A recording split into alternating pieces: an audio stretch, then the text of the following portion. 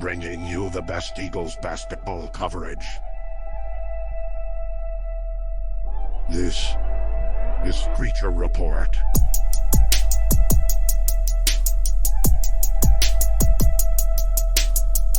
What's going on, Eagles fans?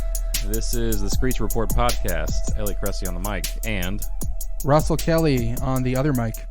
well, since our last pod, which was not as long ago, but we've had some Still long ago. weeks of chaos. We had Hurricane Ian hit Fort Myers, near and dear to our hearts. It was pretty rough to watch, kind of last minute. And, you know, everyone's dealing with their own pain, struggles, loss right now, and our hearts go out to everyone that is struggling with that. But we are going to rebuild, get through it, and our focus is on basketball now, and we're going to help in other areas when we can. Right. It's that sense of normalcy, I think, that's important. It's right. You don't structure, routine. It's good to grieve, but not to dwell on Grieve when you need to grieve and get through it by building back up what you normally do. Obviously, we're blessed enough to still be doing this and have a place to live and a job and everything, and we're thankful for that, so it's good to be back. But anyways, what's been going on since then? Not a whole lot, really. I went to a bachelor party. Oh, yeah. Yeah, I got lit. And I literally got set on fire. No, I'm Really? kidding. Oh. Well, it wasn't a good bachelor party No, lit in the zillennial meaning. then. It's millennial, too. That's why I said zillennial. Oh, yeah. wow. See, I That's just a new unlocked, term. I unlocked a whole word for you. Wow. I bet the Z's don't even know about that. No, because it's for Yeah, the they don't- tweeners. It's for like people who are like 24 or 25 right now. I think it's important for the current generation, whatever that may be, to dip into the new generation a little bit. Yeah, like you're well, saying. yeah, no, I'm always a big proponent of you can't just like stay like it's you always tell. There's a joke out there. I don't remember if it's a comedian or like a show, but they're like you can tell the last time someone was happy by the type of clothes that they wear. And it's like if your happiness stopped wearing like, white shoes and track pants and purple and green jumpsuits, then you're from the 90s. That's the last time you were happy, or it was like right before when you have kids. I don't remember what it is, but regardless, it's important to always kind of be. You don't have to get rid of your things that you love from back in the day, but it's important to know what's going on, right? Dip into the Gen Z, dip into the millennial. So this was your first time flying in like 10 years, right? Not 10 years. I flew. Wife and I, Michelle. You guys don't know her, but Elliott does. That's Elliott. We flew in like 2015 was the last time I was on a plane. So that's 7 years ago.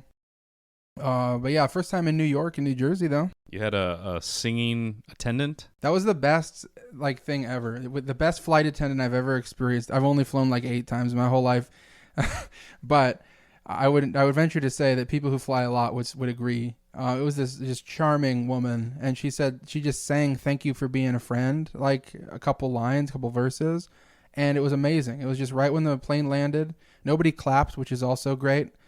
And then she put the cherry on top with her just voice from God. It was great. Awesome. Mm-hmm. Well, we had the very special privilege of talking to new coach Pat Chambers tonight. So here you go. Great. No, but for real, it was great talking to him, and I guess we'll have this pod and the Gut Gamble coming up. For and sure. Then Just a few weeks till the season, so we want to get this. Just got to whistle to you. Season will start. Yeah, season starts in just a few weeks. We're playing USC again. Followed by San Diego. And then a bunch of other good stuff. Not really. It's Ave Maria. No, there's some good games on the schedule, though. We'll talk about that in the Gut Gamble. Let's not get carried away. But, we've been wanting Chambers on since, I don't know, the day he was hired. So, anyways, without further ado, here's the interview. We look forward to having the Gut Gamble next. And then after that, it's time to play ball.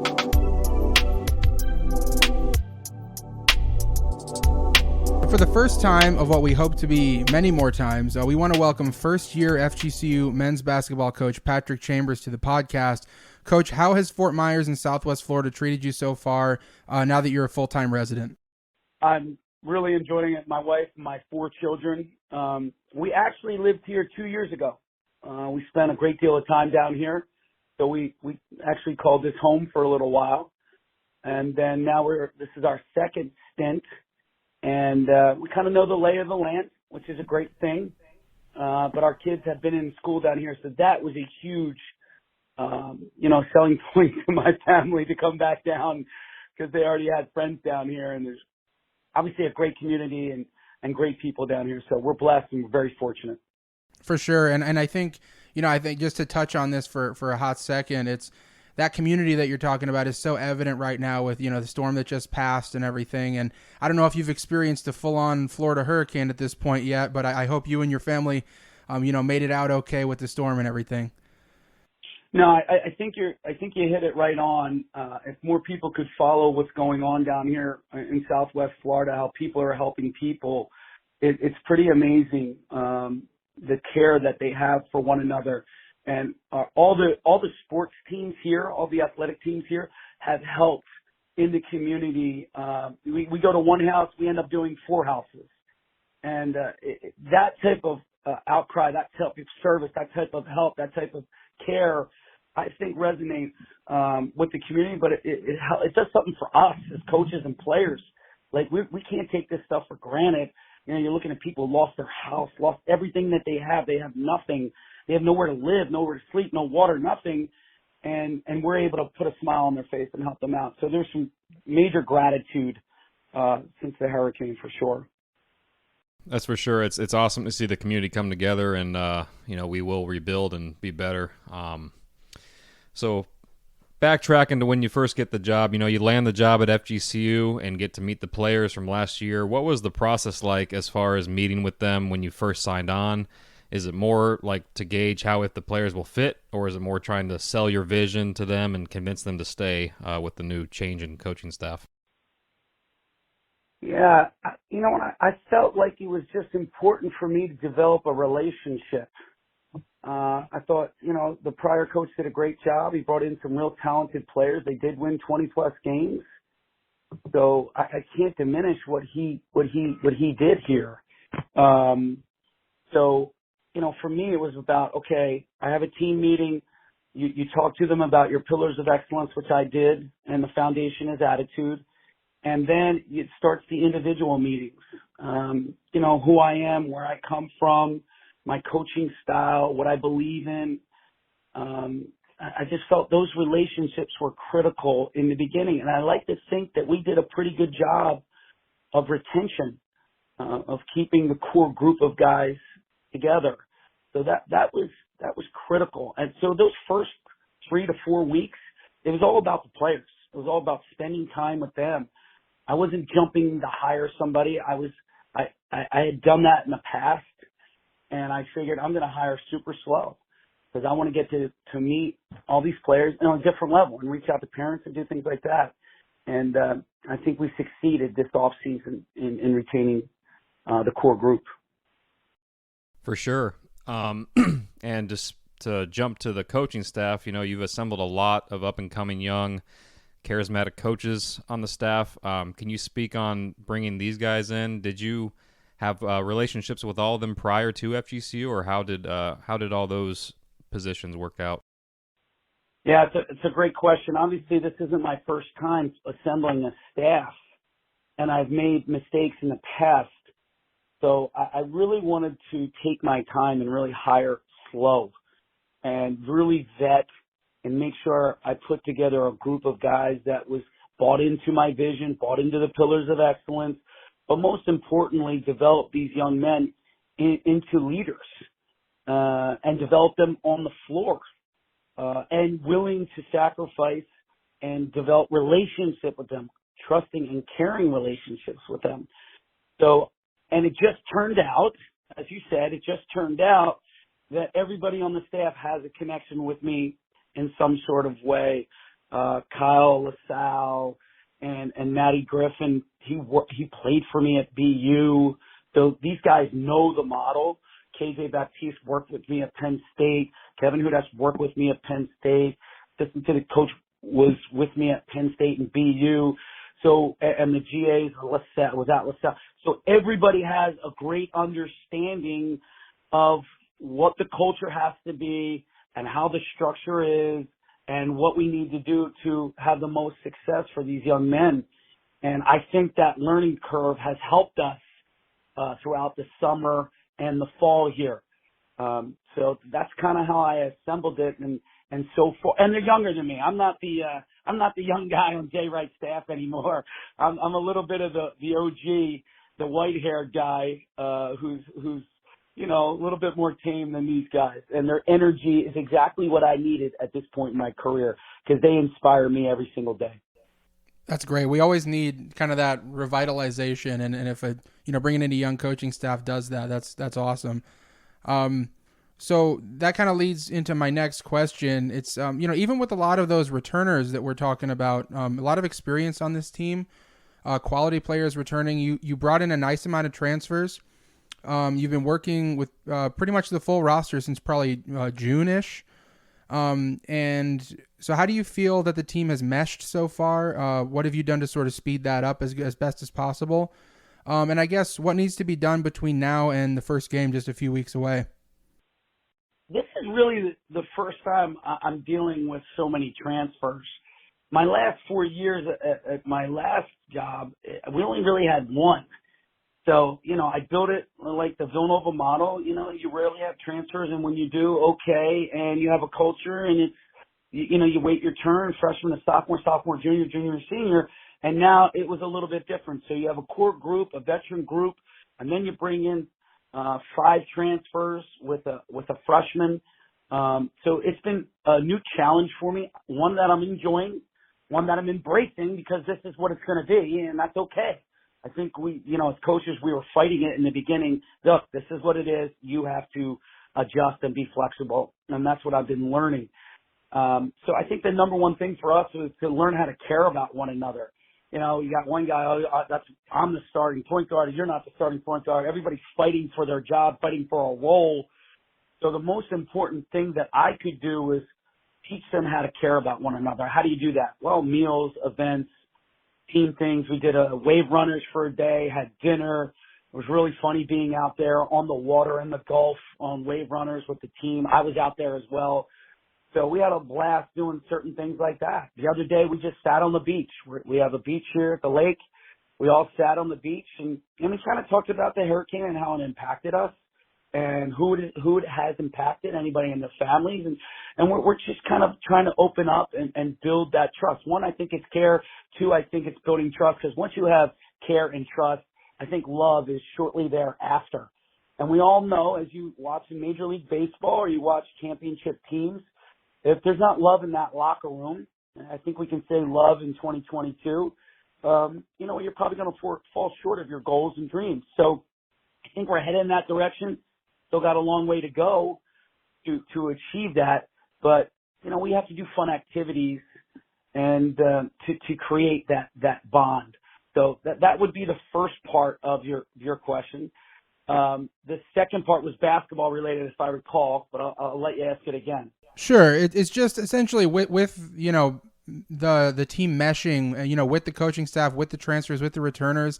Honestly, it sounds like it's going well from what you've said, but is there anything in particular that you feel like needs to be done as far as that goes between now and when the first game, tips just a few weeks away? Any more of that is needed or anything like that?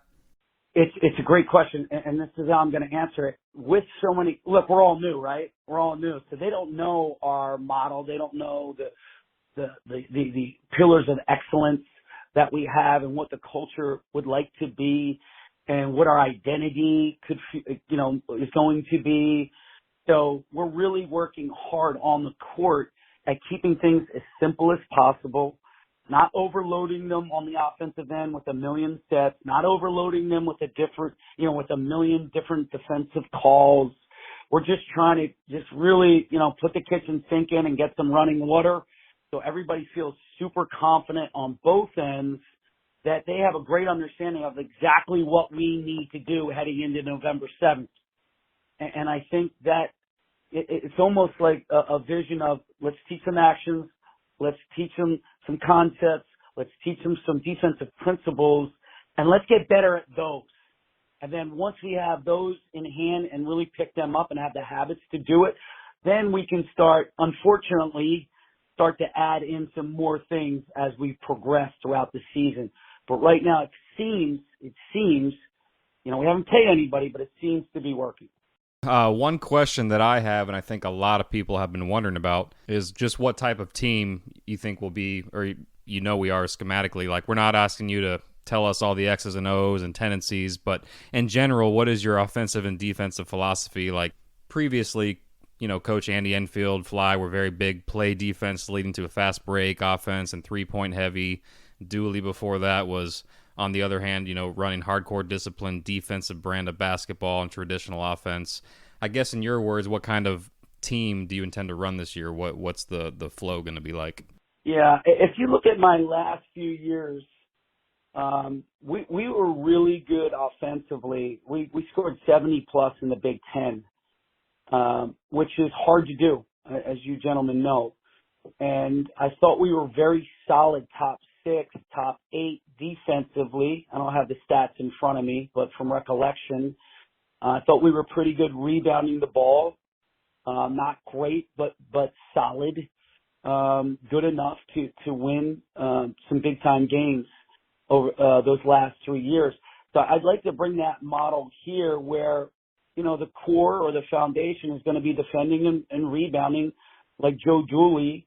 But offensively, I think it's going to be on an Andy Enfield mindset or approach, would be better approach, where we want to play a little bit faster, but we will slow down when we need to slow down. But we've been implementing and installing that since the spring. I feel like working on offense would only make our defense better this preseason, and we as a staff have been correct on that. So we are going to push the ball. We're going to try to score, anywhere from 70 to 75 plus. Like to get to the free throw line, like to take advantage of our bigs. We got some really good bigs. Get the ball inside, do a little inside out. And you guys watch Villanova. That's where I came from. So you're going to see a little bit of that as well sprinkled in. So we're really tailoring it to our talent. And, we have some good players. The transfers that came in and the guys that are here and putting that together, I think so far, again, so good. We might turn the ball over a little bit, gentlemen, here in the beginning because we are, trying to push tempo. But I look forward to seeing where we are in January. I think we'll be settled in right where we need to be. That's awesome to hear.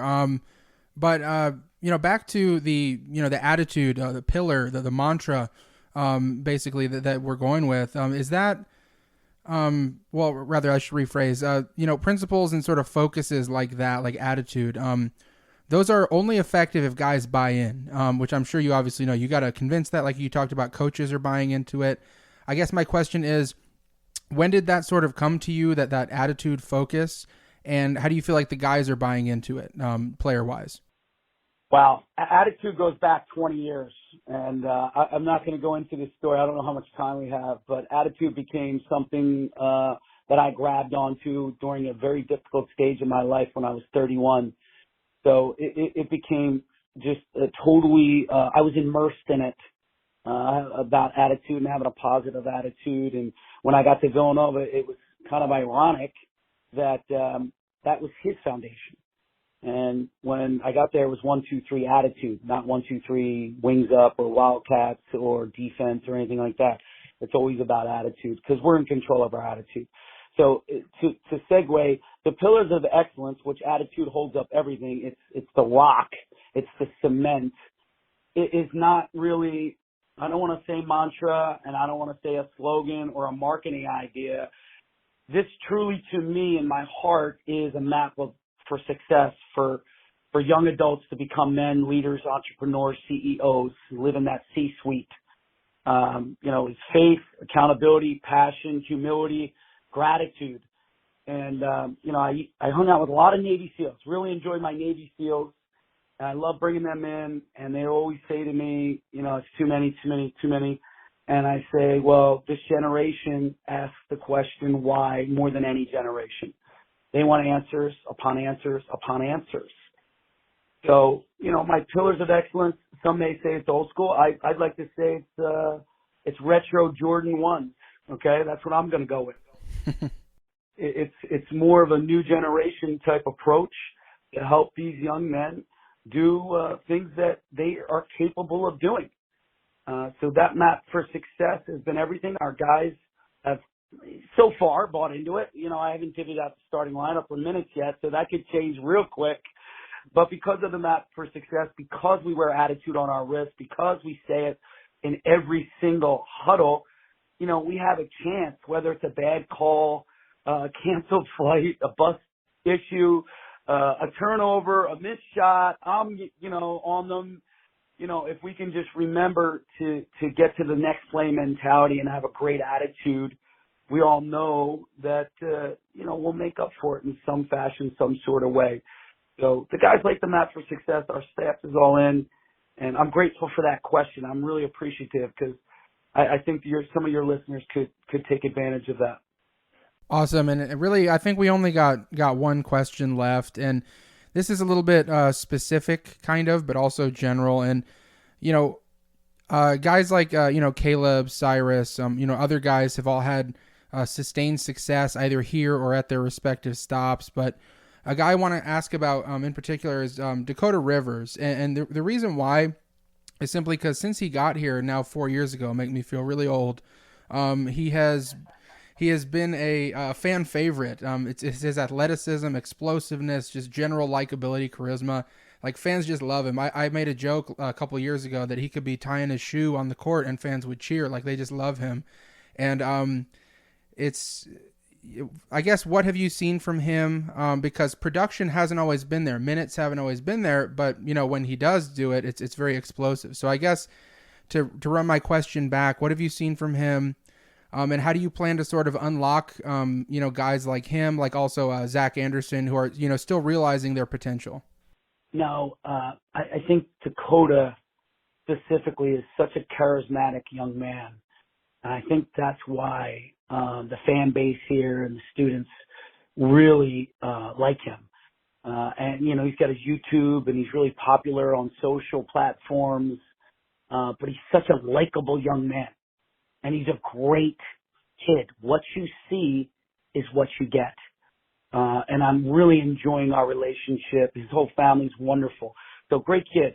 On the court, it's time for him to emerge. I agree. He's got some skill. He can really shoot the basketball. He's a hell of a shot blocker. I think 2 years ago he led the team in blocked shots. And we have to tap into his abilities. And we just have to simplify, and we have to move him around. He's got to be okay with playing, some small forward and some shooting five, I call it. And that's okay, as long as he continues to learn and grow. But I think the simplicity of it will benefit him, and that's what we've done since the spring. We're not trying to overload anybody, and that will help him. As far as Zach Anderson, he's playing fantastic basketball. He has really surprised me. If you ask me, well, him and Andre Ware, they've surprised me the most with their skill set, with their knowledge of the game, their IQs, their 3-level guys. And that's why I said, Coach Flagg did a really good job of bringing some guys in for sure. That's awesome to hear. Well, Coach, thank you for your time. We were very appreciative of it. It was great talking with you. Hope to do it again during the season. We wish you the best of luck against USC and all the rest of the games. Do you have any last words or any closing thoughts? Nah, just come out, support FGCU, wings up, and God bless everybody. Thanks so much for having me on.